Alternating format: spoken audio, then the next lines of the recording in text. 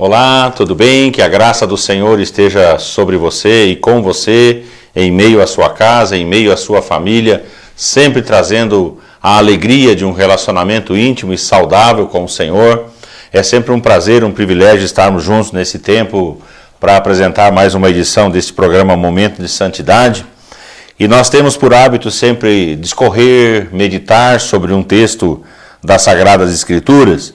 E eu pediria para você, se você tiver uma Bíblia próxima e quiser apanhar, capítulo 1 do livro de Josué, do verso 1 até o verso 9. Josué, capítulo 1, do verso 1 até o verso 9. Antes de passarmos para a meditação propriamente, enquanto você procura a sua Bíblia, Josué, capítulo 1, do verso 1 ao 9, eu gostaria aqui com muita alegria de compartilhar algo e ao mesmo tempo deixar um convite para você.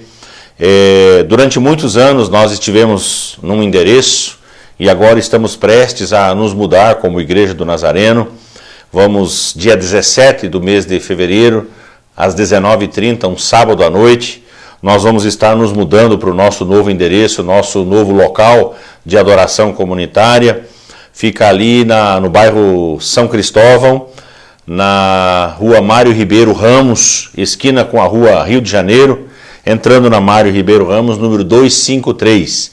Para você se localizar melhor, uma quadra abaixo do Corpo de Bombeiros ou do Batalhão da Polícia Militar, uma quadra acima da futura UPA, né, a unidade de pronto atendimento, uma quadra e pouco ali do terminal rodoviário. Então estamos localizados ali naquele meio, estamos terminando a parte das reformas, depois de 8 meses trabalhando naquele espaço.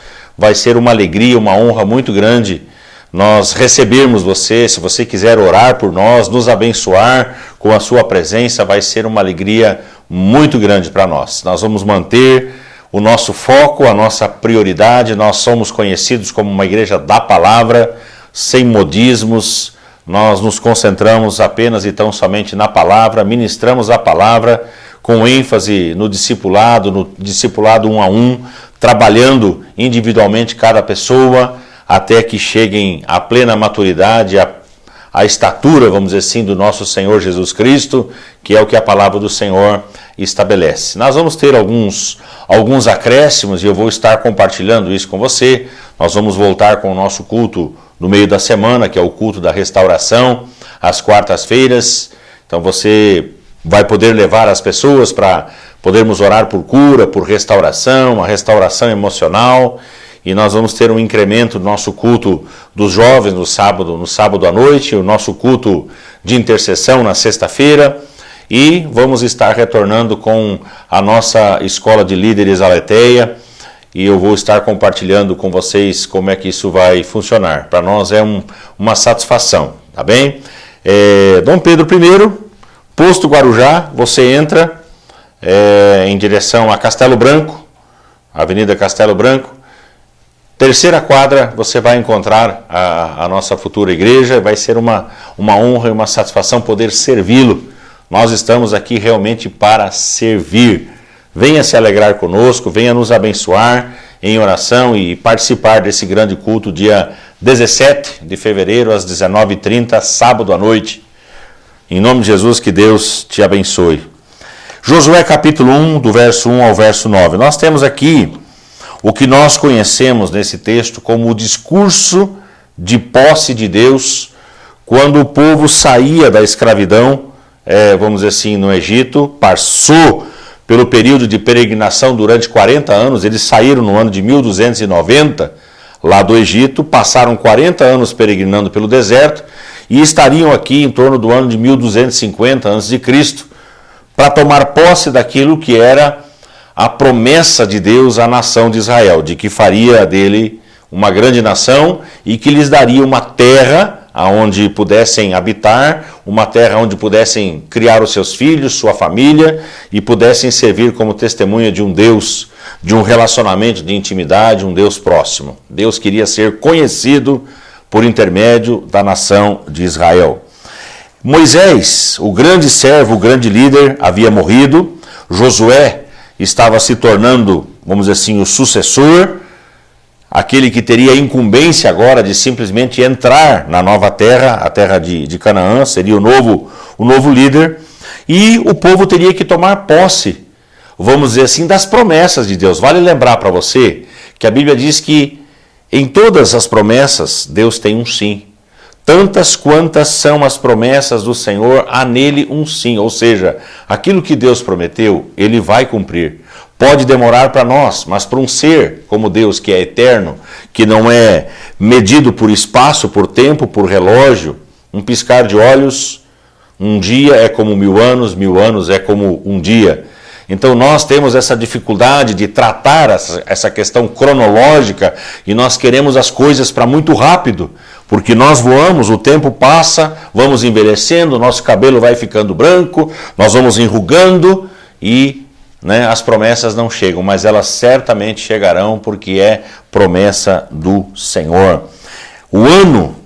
Este ano de 1250 seria o ano da conquista para a nação de Israel. E eu tenho entendido também, vamos dizer assim, paralelamente, fazendo aqui um traçado, que para nós, como Igreja do Nazareno, é um ano decisivo também, é um ano de conquistas, de grandes realizações. Nós estamos sonhando com o novo de Deus, estamos com muita alegria, com muito ímpeto, crendo que Deus vai fazer um grande acréscimo de vidas salvas, regeneradas, de vidas restauradas para a sua honra e para a sua glória. E eu tenho certeza que esse ano vai ser um ano especial, apesar de termos aí uma crise anunciada, uma crise moral, uma crise política, uma crise de identidade, Estamos vivendo isso aí com rumores de prisões de expoentes, de pessoas que passaram pela liderança do nosso país,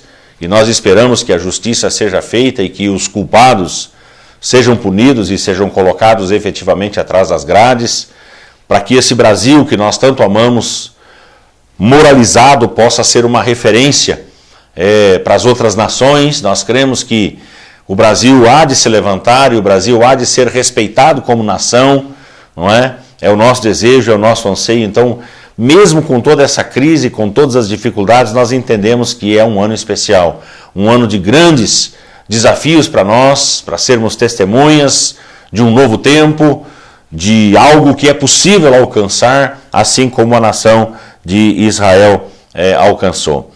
Nesse texto de Josué, capítulo 1, do verso 1 ao verso 9, existem duas, na verdade tem mais, mas eu quero destacar duas grandes promessas que Deus deu à nação de Israel. A primeira delas está no verso de número 3, aonde o Senhor disse: todo lugar que pisar a planta do vosso pé, vô-lo tenho dado, como eu prometi a Moisés. Onde a planta do vosso pé pisar, eu dou para vocês.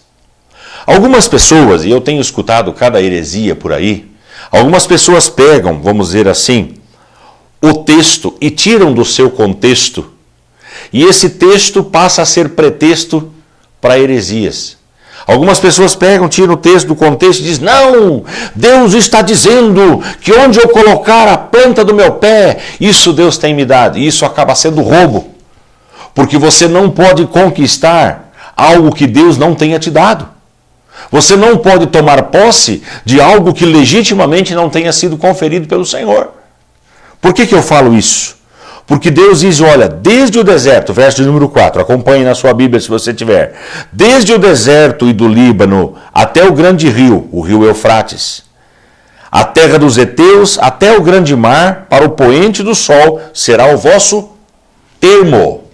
Então você pega bem o deserto do Líbano, na parte de cima, você pega o deserto da Arábia na parte de baixo, você pega o mar Mediterrâneo e o rio Eufrates. Forma praticamente um quadrado. São os termos que Deus estabeleceu como possessão para a nação de Israel. Ou seja, esta será a sua terra. Agora a nação de Israel teria que fazer o quê? Pisar para legitimar. Pisar para conquistar. Eu sempre faço uma brincadeira mais ou menos assim. A Lua é propriedade americana? A Lua é propriedade, vamos dizer assim, da antiga Rússia? Não é. Por quê? Mas eles pisaram, supostamente. Pisaram na Lua e colocaram lá uma bandeira americana naquele espaço. Nem por isso aquele espaço é americano. Por quê? Porque a Bíblia diz que do Senhor é a terra. do Senhor é o mundo e todas as coisas que nele existem. Então eu não posso tomar posse de uma coisa que não tenha sido conferida de forma legítima pelo Senhor. Muita gente falando besteira por aí, muita gente pregando heresia por aí, dizendo que Deus deu quando Deus não deu, tomando posse do que Deus nunca ofereceu e do que Deus nunca prometeu. Eu sempre digo na igreja, aquilo que Deus manda fazer, as pessoas não fazem. E aquilo que Deus nunca mandou fazer, eles vão lá, inventam e começam a fazer. A mesma coisa é em relação às bênçãos. Eu estou tomando posse. Mas posse do quê, se Deus não deu? Mas posse de quê, se o Senhor não deu os termos? Então sim, dentro dos termos que o Senhor estabeleceu, eu tenho que pisar. Porque pisar dá legitimidade. Marca, deixa a marca. Eu piso a planta do pé, eu deixo ali a minha marca. Mas dentro daquilo que Deus estabeleceu como termo. Então o povo teria que avançar segundo uma ordem que foi dada a Moisés, o antigo líder, e agora reiterada a Josué, o novo líder. O povo teria que avançar, conquistar aquilo que Deus havia prometido. Então essa é a primeira grande promessa, linda, maravilhosa, que Deus deu à nação, e Deus está dando a mim, e Deus está dando a você e à sua igreja hoje. Mas dentro daquilo que ele mesmo estabeleceu como limites. Segunda promessa que nós vemos aqui nesse texto está no verso de número 5. O Senhor diz: ninguém te poderá resistir todos os dias da tua vida. Como fui com Moisés, assim serei contigo. Não te deixarei, nem te desampararei. Agora a pergunta é, para quem Deus deu esta palavra? Para quem Deus deu esta promessa? Ao novo líder. E é interessante, se você olhar na Bíblia, como é que funciona a dinâmica. Deus, ele tem uma vontade que é soberana. Ele revela ao seu líder. O seu líder revela aos seus liderados. Se você quiser conferir, depois você pode pegar, por exemplo, a partir do verso 10.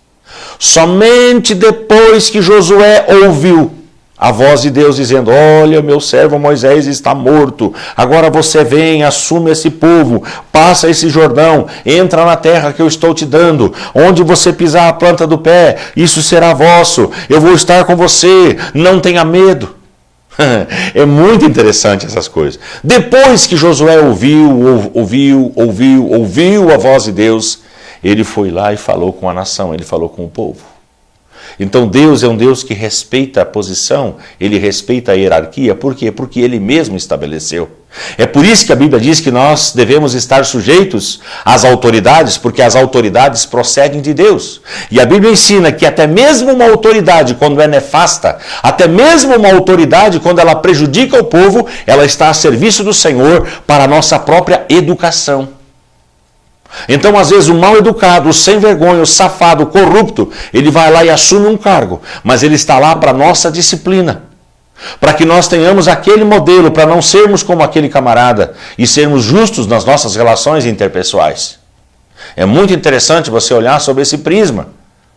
Você tem que olhar por aquilo que a Bíblia ensina. Aliás, a Bíblia tem resposta para toda e qualquer situação ou área da sua vida. Pode ter certeza disso. A Bíblia é um livro antigo e super atual. Porque a cada instante, a cada momento, o Espírito Santo a inspira e revela o que o Senhor quer. A promessa que Deus deu a Josué: olha, ninguém vai poder resistir a você. Eu vou estar com você. E essa promessa dada ao líder seria extensiva à nação. A promessa da presença de Deus com o seu povo. A presença de Deus sempre foi garantia de sucesso, garantia de vitória. Se o povo quisesse chegar a bom termo, teria que ter a presença de Deus. Quando o povo peca no deserto, adorando aquele bezerro de ouro, que você já deve ter lido essa história, ouvido essa história, Deus diz assim: não, trocaram a minha glória por algo corruptível. A incorruptibilidade foi trocada pela corruptibilidade. Vocês me trocaram por esse pedaço de ouro. Eu não vou andar com vocês, eu não quero mais estar no meio de vocês, porque vocês se tornaram um povo idólatra. E Deus diz que ele vai retirar a sua presença. Então Moisés, como líder da nação, ele vai para a presença de Deus, ele se prostra diante do Senhor e ele roga a presença de Deus, dizendo: eu preciso que o Senhor ande conosco. Eu peço que o Senhor perdoe esse povo, ou então o Senhor risque o meu nome do livro que o Senhor escreveu, que é o livro da vida. pode tirar meu nome, eu quero perecer, mas eu quero que o Senhor perdoe essa nação. E o Senhor perdoou aquela nação, por mais hedionda que tenha sido a prática, por mais hediondo que tenha sido o pecado, Deus perdoou. E então o Senhor olha para Moisés e fala assim: sim, a minha presença irá contigo e eu te darei descanso. É muito lindo isso. Êxodo capítulo 33, se não me engano, verso de número 14. A minha presença irá contigo e eu te darei descanso. É tudo que eu quero. É tudo que eu preciso para ter uma vida tranquila e mansa. É essa certeza da presença de Deus em cada instante, em cada momento da minha vida. É essa certeza de que Deus é o Deus que me dá o descanso de Deus. No meio de tanta agitação, de tanta correria e de tantas frustrações muitas vezes, porque o homem peca, porque o homem erra, porque as pessoas são levianas, são mesquinhas, porque o mundo é mau, porque o mundo é um mundo de aparência. Ainda assim nós podemos usufruir do descanso da presença do Senhor. E é por isso que essa presença é reiterada. É por isso que Deus, não, a minha presença vai com vocês. Eu estarei com vocês. Vitória certa. A presença de Deus é tudo o que nós precisamos para sermos bem-sucedidos em tudo o que fizermos em decorrência de suas promessas. Vou repetir, a presença de Deus é tudo o que nós precisamos para sermos bem-sucedidos em tudo o que fizermos em decorrência de suas promessas. Em tudo o que fizermos em decorrência de suas promessas. Presença de Deus. Agora, existem algumas condições para você poder usufruir da conquista. Existem algumas condições para você usufruir da presença de Deus. Ela não é simplesmente automática. E a Bíblia nos fala em primeiro lugar, e nós teríamos que ter tempo aqui para poder discorrer todos os textos e versículos, mas que a grande questão, a questão primária é a dependência de Deus. A nação de Israel prosperou enquanto dependeu de Deus. Ela dependeu para comer, o pão caía do céu. As codornizes chegavam no final da tarde. Dependeu para beber, quando encontravam água, as águas estavam amargas, o milagre acontecia, a água se tornava doce, a água brotava da pedra, era a provisão de Deus. Mas por que isso? Porque nós precisamos entender isso. O que eu tenho na minha despensa, o que eu tenho na minha conta bancária, o que eu tenho como propriedade, foi Deus que deu por sua graça e sua misericórdia. Você precisa entender que a força não está no seu braço, mas a força está naquele que supre a força do seu braço. Se você tem saúde, agradeça a Deus. Se você tem ânimo e força, agradeça a Deus. Se você tem conquistado alguma coisa, levante o seu dedo para cima e diga: foi Deus quem deu, foi Deus que me agraciou, foi Ele que me abençoou. Você tem uma família linda, maravilhosa, abençoada. Deus deu isso para você, para que você possa alegrar o seu coração. Essa dependência de Deus, de entender que nós dependemos dEle para todas as coisas, é o primeiro requisito para você poder usufruir da sua presença.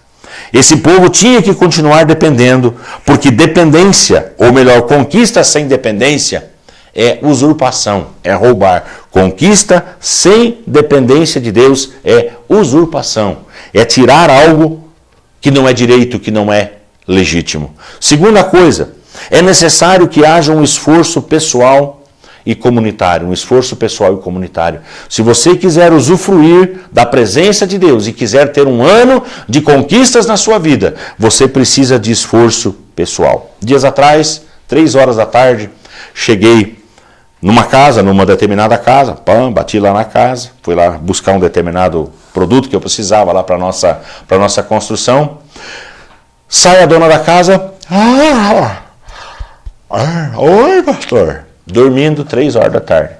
Perguntei pelo marido dela, ela falou: o fulano está assistindo televisão na sala. Estava lá ele sentado no sofazão, num cochilão daquele, as filhas todas dormindo 3 horas da tarde. Não tem dinheiro para pagar aluguel. Não tem dinheiro para pagar uma boa escola. Fica deitado. Fica deitado. As coisas não caem prontas do céu. Você precisa se esforçar, você precisa correr atrás. Você tem que ter ânimo e força. Deus chama Josué.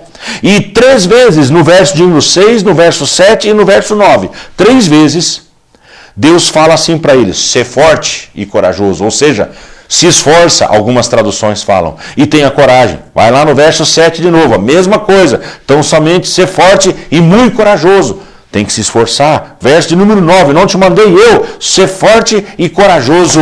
O preguiçoso não alcança, sem esforço não há conquista. Escute o que eu estou dizendo, sem esforço não há conquista. Algumas pessoas falam assim: pastor, eu queria ter a sua coragem de meter a cara. Olha, nós estamos lá fazendo uma reforma enorme num barracão. Quando fomos falar de orçamento, não tinha dinheiro. Como que vai fazer? Deus é o provedor. Não olhem para mim, eu falei assim, não olhem para mim. Você tem que olhar para Deus. Deus é o provedor de todas as coisas. E vamos lá, e vamos lá, e vamos lá. Ontem, um dos meninos que está lá me ajudando chegou assim, me deu um abraço. E falou assim: pastor, eu precisava dizer isso para o senhor. Eu admiro muito o senhor, porque o senhor não precisava estar aqui. E eu estou lá lameado, cheio de tinta, branco, cheio de pó. Os pés machucados, tudo rachado, cheio de ferida, cai coisa em cima. E ele abraçou e disse assim: o senhor podia estar lá, sentado no seu escritório. O senhor podia estar lá mexendo no seu celular, dizer assim, mas o senhor está aqui. E aí eu disse para ele: meu querido, se eu quiser que alguém me siga, eu tenho que mostrar como é que é o caminho, eu tenho que estar na frente. Então eu sou o primeiro. Eu sou o primeiro a chegar na obra, eu sou o último a sair da obra. Eu chego com a chave na mão, eu abro a porta. Todos entram e todos trabalham. Afinal, quando todo mundo for embora, eu fecho a porta. E às vezes eu volto de noite lá e fico até 11h30, meia-noite, 1 da manhã. Eu fico lá dentro trabalhando naquele lugar. Por quê? Porque eu quero ver aquilo lindo. Eu quero ver aquilo cheio. Eu quero ver as pessoas congregando naquele lugar, sendo impactadas pelo Espírito Santo de Deus, sendo visitadas por Deus e sendo restauradas. Mas se eu não meter a cara, eu vou ficar esperando: Deus, manda gente, Deus. Oh, Deus, manda recursos, Deus. Eu tenho que correr atrás. Algumas vezes eu tenho que pegar o telefone e ligar e dizer: ô fulano, tem uma ofertinha aí para pagar uma conta hoje.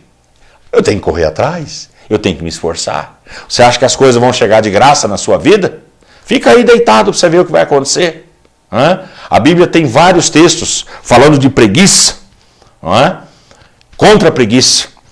Terceira coisa, não ter medo e ser corajoso. É necessário coragem. Os mesmos versículos, o verso 6, o verso 7 e o verso 9, Deus fala: seja corajoso, tenha coragem. O medroso não conquista, o medroso não avança, o medroso não realiza. Tem gente que prefere cruzar os braços e ficar lá. Não, nós estamos vivendo uma crise, nós estamos em dificuldade.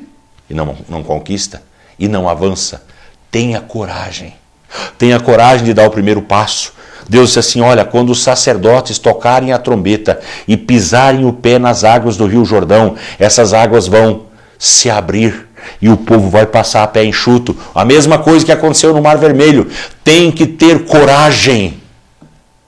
Tem que ter coragem para fazer isso, para crer no absurdo, para entender que Deus é o Deus do sobrenatural. Se Ele falou, Ele vai cumprir. Se Ele disse avança, você avance. Jesus disse para Pedro: vem. E Pedro andou sobre as águas. Os outros discípulos ficaram lá: não, mas gente não anda sobre as águas, eu tenho medo. Pedro teve coragem. Pedro olhou nos olhos de Jesus. Claro que quando ele tirou os olhos ele afundou. Mas ele teve a coragem, a ousadia para dar o primeiro passo. Então, meu irmão, minha irmã, que esse ano seja um ano de conquista na sua vida. Que esse ano seja o ano da coragem, de você meter a cara, de você conquistar. A sua família está do jeito que você quer? Não está. O seu trabalho está do jeito que você quer? Não está. O seu emprego, a sua empresa, onde você derrama o seu suor e muitas vezes as suas lágrimas, está do jeito que você quer? O seu Brasil está do jeito que você quer? A sua cidade está do jeito que você quer? Não está. Então não espere as coisas acontecer. Vai lá, mete a cara. Regaça as mangas e diz: ó, eu estou aqui para fazer a diferença. E você vai ver o que nós vamos fazer. Estou te dando essa palavra de ânimo porque eu entendo o coração do meu Deus. E sei o quanto Ele pode realizar por meu e por seu intermédio. Pense nisso. Pense com todo carinho. Que Deus abençoe a sua vida, que Deus abençoe a sua casa e que você tenha um ano estrondoso, um ano maravilhoso de grandes conquistas para o Senhor. Fique na paz dele. Em nome de Jesus. Amém e amém.